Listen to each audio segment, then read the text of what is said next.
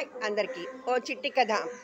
ఉసిరికాయంత ఊరిలో మునక్కాయంత ముసలమ్మకి బంగాళదుంప అంత బంగారం ఉంది. బంగాళదుంప అంత బంగారాన్ని బీరకాయంత బీరువాలో పెట్టి తాటికాయంత తాళం వేస్తుంది.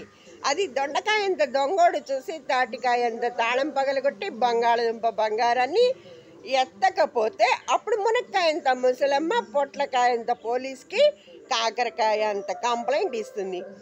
అప్పుడు పొట్లకాయంత పోలీసు జీడికాయ అంత జీపేసుకొని లవంగం అంత లాటిని పట్టుకొని దొండకాయ ఎంత దొంగోడివి జామకాయ అంత జైల్లో వేసి మునక్కాయ అంత ముసలమ్మకి బంగాళదుంప అంత బంగారాన్ని ఇస్తాడు.